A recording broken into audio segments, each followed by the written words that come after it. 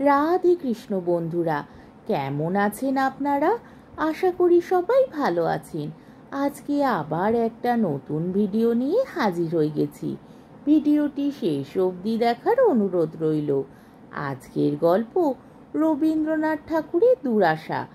আজকে গল্পের দ্বিতীয় পর্ব। কেশরলাল পরম হিন্দু ছিল। আমি প্রত্যহ প্রত্যুষে উঠিয়া অন্তঃপুরের গবাক্ষ হইতে দেখিতাম কেশরলাল আবক্ষ যমুনার জলে নিমগ্ন হইয়া প্রদক্ষিণ করিতে করিতে জোর করে ঊর্ধ্বমুখে নবোদিত সূর্যের উদ্দেশ্যে অঞ্জলি প্রদান করিত। পরে সিক্ত বস্ত্রে ঘাটে বসিয়া একাগ্র মনে জপ সমাপন করিয়া পরিষ্কার সুকণ্ঠে গৈররাগে ভজন গান করিতে করিতে গৃহে ফিরিয়া আসিত। আমি মুসলমান বালিকা ছিলাম, কিন্তু কখনো স্বধর্মের কথা শুনি নাই এবং স্বধর্মসঙ্গত উপাসনা বিধিও জানিতাম না।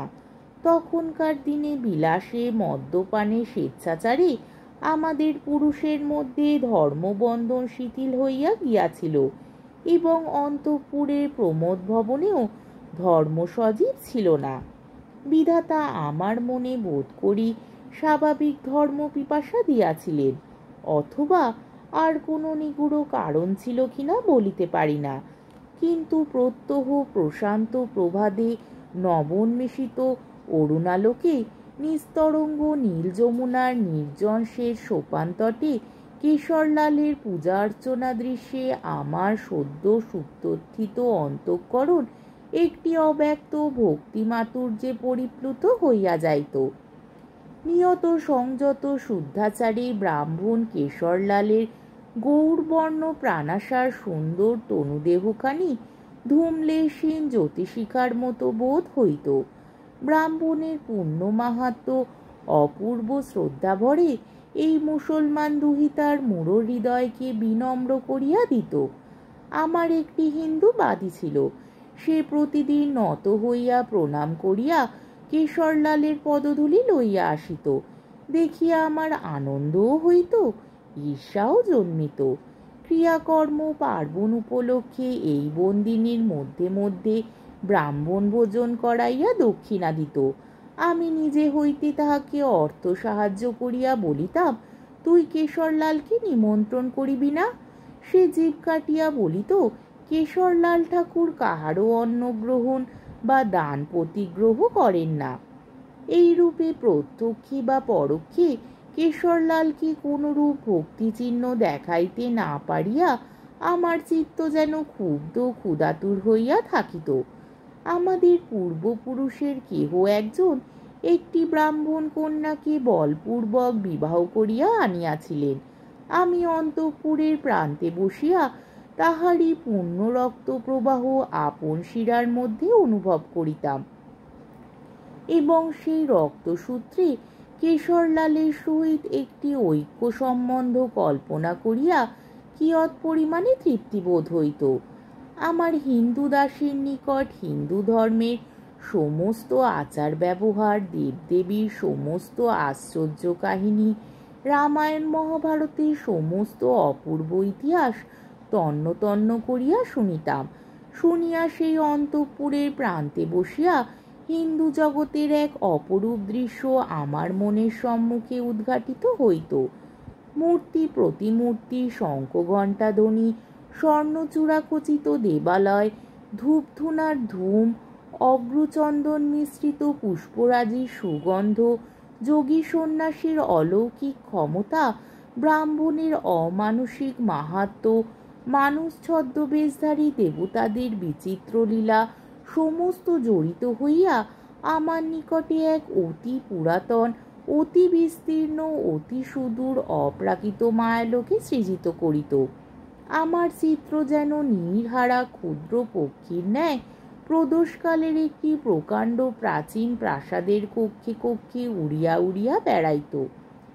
হিন্দু সংসার আমার বালিকা হৃদয়ের নিকট একটি পরম রমণীয় রূপকথার রাজ্য ছিল। এমন সময় কোম্পানি বাহাদুরের সহিত সিপাহী লোকের লড়াই বাঁধিল। আমাদের বদ্রায়নের ক্ষুদ্র কেল্লাটির মধ্যেও বিপ্লবের তরঙ্গ জাগিয়া উঠিল। কেশরলাল বলিল, এইবার গোখাদ্য গোড়ালোককে আর্যাবর্ত হইতে দূর করিয়া দিয়া আর একবার হিন্দুস্থানে হিন্দু মুসলমানের রাজপথ লইয়া দুধ কিরা বসাইতে হইবে। আমার পিতা গোলাম কাদের খাঁ সাবধানী লোক ছিলেন। তিনি ইংরাজ জাতিকে কোনো একটি বিশেষ কুটুম্ব সম্ভাষণে অভিহিত করিয়া বলিলেন, উহারা অসাধ্য সাধন করিতে পারে, হিন্দুস্থানের লোক উহাদের সহিত পারিয়া উঠিবে না। আমি অনিশ্চিত প্রত্যাশে আমার এই ক্ষুদ্র কেল্লাটুকু খোয়াইতে পারিব না। আমি কোম্পানি বাহাদুরের সহিত লড়িব না। যখন হিন্দুস্তানের সমস্ত হিন্দু মুসলমানের রক্ত উত্তপ্ত হইয়া উঠিয়াছে, তখন আমার পিতার এই বণিকের মতো সাবধানতায় আমাদের সকলের মনেই ধিক্কার উপস্থিত হইল। আমার বেগম মাতৃগণ পর্যন্ত চঞ্চল হইয়া উঠিলেন। এমন সময় ফৌজ লইয়া সশস্ত্র কেশরলাল আসিয়া আমার পিতাকে বলিলেন, নবাব সাহেব, আপনি যদি আমাদের পক্ষে যোগ না দেন, তবে যতদিন লড়াই চলে আপনাকে বন্দি রাখিয়া আপনার কেল্লার আধিপত্যভার আমি গ্রহণ করিব। পিতা বলিলেন, সে সমস্ত হাঙ্গামা কিছুই করিতে হইবে না, তোমাদের পক্ষে আমি রহিব। কেশরলাল কহিলেন, ধনকোষ হইতে কিছু অর্থ বাহির করিতে হইবে। পিতা বিশেষ কিছু দিলেন না, কহিলেন, যখন যেমন আবশ্যক হইবে আমি দিব। আমার সীমন্ত হইতে পদাঙ্গুলি পর্যন্ত অঙ্গ প্রত্যঙ্গে যত কিছু ভূষণ ছিল সমস্ত কাপড়ে বাঁধিয়া আমার হিন্দু দাসী দিয়া গোপনে কেশরলালের নিকট পাঠাইয়া দিলাম। তিনি গ্রহণ করিলেন। আনন্দে আমার ভূষণবিহীন প্রত্যেক অঙ্গ প্রত্যঙ্গ পুলকে রোমাঞ্চিত হইয়া উঠিল। কেশরলাল মরিচা পড়া বন্দুকের চোঙ এবং পুরাতন তলোয়ার গুড়ি মাজিয়া ঘষিয়া সাফ করিতে প্রস্তুত হইলেন। এমন সময় হঠাৎ একদিন অপরাহ্নে জেলার কমিশনার সাহেব লাল কুর্তি গোড়া লইয়া আকাশে ধুলা উড়াইয়া আমাদের কেল্লার মধ্যে আসিয়া প্রবেশ করিল।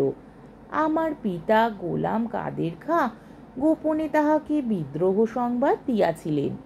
বদ্রায়নের ফৌজের ওপর কেশরলালের এমন একটি অলৌকিক আধিপত্য ছিল যে তাহার কথায় তাহারা ভাঙা বন্দুক ও ভোতা তরবারি হস্তে লড়াই করিয়া মরিতে প্রস্তুত হইল। বিশ্বাসঘাতক পিতার গৃহ আমার নিকট নরকের মতো বোধ হইল।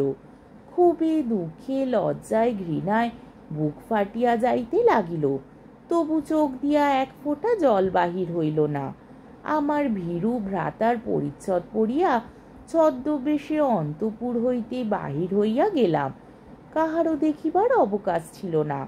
তখন ধুলা এবং বারুদের ধোঁয়া, সৈনিকের চিৎকার এবং বন্দুকের শব্দ থামিয়া গিয়া মৃত্যুর ভীষণ শান্তি জলস্থল আকাশ আচ্ছন্ন করিয়াছে। যমুনার জল রক্তবাগে রঞ্জিত করিয়া সূর্য অস্ত গিয়াছে। সন্ধ্যাকাশে শুক্লপক্ষের পরিপূর্ণ প্রায় চন্দ্রমা। রণক্ষেত্র মৃত্যুর বিকট দৃশ্যে আকীর্ণ। অন্য সময় হইলে করুণায় আমার বক্ষ ব্যথিত হইয়া উঠিত, কিন্তু সেদিন স্বপ্নাবিষ্টের মতো আমি ঘুরিয়া ঘুরিয়া বেড়াইতেছিলাম, খুঁজিতেছিলাম কোথায় আছে কেশরলাল। সেই একমাত্র লক্ষ্য ছাড়া আর সমস্ত আমার নিকট অলীক বোধ হইতেছিল। খুঁজিতে খুঁজিতে রাত্রি দ্বিপ্রহরের উজ্জ্বল চন্দ্রালোকে দেখিতে পাইলাম রণক্ষেত্রের অদূরে যমুনার তীরে আম্রকানন ছায়ায় কেশরলাল এবং তাহার ভক্তভৃত্য দেউকীনন্দনের মৃতদেহ পড়িয়া আছে। বুঝিতে পারিলাম সাংঘাতিক আহত অবস্থায় হয় প্রভু ভৃত্যকে অথবা ভৃত্য প্রভুকে রণক্ষেত্র হইতেই নিরাপদ স্থানে বহন করিয়া আনিয়া শান্তিতে মৃত্যু হস্তে আত্মসমর্পণ করিয়াছে। প্রথমেই আমি আমার বহুদিনের বুভুক্ষিত ভক্তিবৃত্তির চরিতার্থতা সাধন করিলাম। কেশরলালের পদতলে লুণ্ঠিত হইয়া পড়িয়া আমার আজানুবিলম্বিত কেশজাল উন্মুক্ত করিয়া দিয়া বারংবার তাহার পদধূলি মুছিয়া লইলাম। আমার উত্তপ্ত ললাটে তাহার হিমশীতল পাদপদ্ম তুলিয়া লইলাম। তাহার চরণ চুম্বন করিবা মাত্র বহু দিবসে নিরুদ্ধ অশ্রুরাশি উদ্বেল হইয়া উঠিল। এমন সময় কেশরলালের দেহ বিচলিত হইল এবং সহসা তাহার মুখ হইতে বেদনার অস্ফুট আত্মস্বর শুনিয়া আমি তাহার চরণতল ছাড়িয়া চমকিয়া উঠিলাম। শুনিলাম নিমিলিত নেত্রে শুষ্ক কণ্ঠে একবার বলিলেন, জল। আমি তৎক্ষণাৎ আমার গাত্রবস্ত্র যমুনার জলে ভিজাইয়া ছুটিয়া চলিয়া আসিলাম। বসন নিংড়াইয়া কেশরলালের আমিলিত ওষ্ঠাধরের মধ্যে জল দিতে লাগিলাম এবং বাম চক্ষু নষ্ট করিয়া তাহার কপালে যে নিদারুণ আঘাত লাগিয়াছিল সেই আহত স্থানে আমার সিক্ত বসন প্রান্ত ছিঁড়িয়া বাঁধিয়া দিলাম। এমনি বার কতক যমুনার জল আনিয়া তাহার মুখে চোখকে সিঞ্চন করার পর অল্পে অল্পে চেতনার সঞ্চার হইল। আমি জিজ্ঞাসা করিলাম, আর জল দিব? কেশরলাল কহিলেন, কে তুমি? আমি আর থাকিতে পারিলাম না। বলিলাম, অধীনা আপনার ভক্ত সেবিকা, আমি নবাব গোলাম কাদের খাঁর কন্যা। মনে করিয়াছিলাম কেশরলাল আসন্ন মৃত্যুকালে তাহার ভক্তের শেষ পরিচয় সঙ্গে করিয়া লইয়া যাইবেন। এই সুখ হইতে আমাকে কেহ বঞ্চিত করিতে পারিবে না। আমার পরিচয় পাইবা মাত্র কেশরলাল সিংহের ন্যায় গর্জন করিয়া উঠিয়া বলিলেন, বেঈমানের কন্যা, বিধর্মী! মৃত্যুকালে যবনের জল দিয়া তুই আমার ধর্ম নষ্ট করিলি। এই বলিয়া প্রবল বলে আমার কপল দেশে দক্ষিণ করতলের আঘাত করিলেন। আমি মূর্ছিত প্রায় হইয়া চক্ষে অন্ধকার দেখিতে লাগিলাম। তখন আমি ষোড়শী। প্রথম দিন অন্তঃপুর হইতে বাইরে আসিয়াছি। তখনও বহিরাকাশের লুব্ধতপ্ত সূর্যকর আমার সুকুমার কপলের রক্তিম লাবণ্য বিভা অপহরণ করিয়া লয় নাই। সেই বহিঃসংসারে পদক্ষেপ করিবা মাত্র সংসারের নিকট হইতে আমার সংসারের দেবতার নিকট হইতে এই প্রথম সম্ভাষণ প্রাপ্ত হইলাম। আমি নির্বাপিত সিগারেটে এতক্ষণ মোহমুগ্ধ চিত্তাবৃতের ন্যায় বসিয়াছিলাম। গল্প শুনিতেছিলাম কি ভাষা শুনিতেছিলাম কি সঙ্গীত শুনিতেছিলাম জানি না। আমার মুখে একটি কথাও ছিল না। এতক্ষণ পরে আমি আর থাকিতে পারিলাম না। হঠাৎ বলিয়া উঠিলাম, জানোয়ার! নবাবজাদি কহিলেন, কে জানোয়ার? জানোয়ার কি মৃত্যু যন্ত্রণার সময় মুখের নিকট সমাহৃত জলবিন্দু পরিত্যাগ করে? আমি অপ্রতিভ হইয়া কহিলাম, তা বটে, সে দেবতা। নবাবজাদি কহিলেন, কিসের দেবতা? দেবতা কি ভক্তের একাগ্র চিত্তের সেবা প্রত্যাখ্যান করিতে পারে? আমি বলিলাম, তাও বটে, বলিয়া চুপ করিয়া গেলাম। নবাব পুত্রী কহিতে লাগিলেন, প্রথমটা আমার বড় বিষম বাজিল। মনে হইল বিশ্বজগৎ হঠাৎ আমার মাথার উপর চুরমার হইয়া ভাঙিয়া পড়িয়া গেল। মুহূর্তের মধ্যে সংজ্ঞালাভ করিয়া সেই কঠোর কঠিন নিষ্ঠুর নির্বিকার পবিত্র ব্রাহ্মণের পদতলে দূর হইতে প্রণাম করিলাম। মনে মনে কহিলাম, হে ব্রাহ্মণ, তুমি হীনের সেবা, পরের অন্ন, ধনীর দন, যুবতীর যৌবন, রমণীর প্রেম কিছুই গ্রহণ করো না। তুমি স্বতন্ত্র, তুমি একাকী, তুমি নির্লিপ্ত, তুমি সুদূর। তোমার নিকট আত্মসমর্পণ করিবার অধিকারও আমার নাই। নবাব দুহিতাকে ভুলুণ্ঠিত মস্তকে প্রণাম করিতে দেখিয়া কেশরলাল কি মনে করিল বলিতে পারি না, কিন্তু তাহার মুখে বিস্ময় অথবা কোনো ভাবান্তর প্রকাশ পাইল না। শান্তভাবে একবার আমার মুখের দিকে চাহিল, তাহার পর ধীরে ধীরে উঠিল। আমি সচকিত হইয়া আশ্রয় দিবার জন্য আমার হস্ত প্রসারণ করিলাম। সে তাহা নীরবে প্রত্যাখ্যান করিল এবং বহু কষ্টে যমুনার ঘাটে গিয়া অবতীর্ণ হইল। সেখানে একটি খেয়া নৌকা বাঁধা ছিল। পার হইবার লোকও ছিল না, পার করিবার লোকও ছিল না। সেই নৌকার উপর উঠিয়া কেশরলাল বাঁধন খুলিয়া দিল। নৌকা দেখিতে দেখিতে মধ্যস্রোতে গিয়া ক্রমশ অদৃশ্য হইয়া গেল। আমার ইচ্ছা হইতে লাগিল সমস্ত হৃদয়ভার, সমস্ত যৌবনভার, সমস্ত অনাদৃত ভক্তিভার লইয়া সেই অদৃশ্য নৌকার অভিমুখে জোর কর করিয়া সেই নিস্তব্ধ নিশীতে সেই চন্দ্রালোক পুলকিত নিস্তরঙ্গ যমুনার মধ্যে অকাল বৃন্তচ্যুত পুষ্পমঞ্জুরির ন্যায় এই ব্যর্থ জীবন বিসর্জন করি, কিন্তু পারিলাম না। আকাশের চন্দ্র, যমুনা পাড়ের ঘনকৃষ্ণ বনরেখা, কালিন্দীর নিবিড় নীল নিষ্কম্প জলরাশি, দূরে আম্রবনের ঊর্ধ্বে আমাদের জ্যোৎস্না চিক্কণ কেল্লা চূড়াগ্রভাগ, সকলেই নিঃশব্দ গম্ভীর ঐকতানে মৃত্যুর গান গাহিল। সেই নিশীতে গ্রহচন্দ্র তারা খচিত নিস্তব্ধ তিন ভুবন আমাকে এক বাক্যে মরিতে কহিল। কেবল বীচিবঙ্গবিহীন প্রশান্ত যমুনাবক্ষ বাহিত একখানি অদৃশ্য জীর্ণ নৌকা সেই জ্যোৎস্না রজনীর সৌম্য সুন্দর শান্ত শীতল অনন্ত ভুবনমোহন মৃত্যুর প্রসারিত আলিঙ্গন পাশ হইতে বিচ্ছিন্ন করিয়া আমাকে জীবনের পথে টানিয়া লইয়া চলিল। আমি মোহ স্বপ্নাভিহতার ন্যায় যমুনার তীরে তীরে কোথাও বা কাশবন, কোথাও বা মরুবালিকা, কোথাও বা বন্ধুর বিদীর্ণতর, কোথাও বা ঘন গুল্ম দুর্গম বনখণ্ডের ভিতর দিয়া চলিতে লাগিলাম। এইখানে বক্তা চুপ করিল, আমিও কোনো কথা কহিলাম না। আজকের পর্বটি এখানেই শেষ হলো।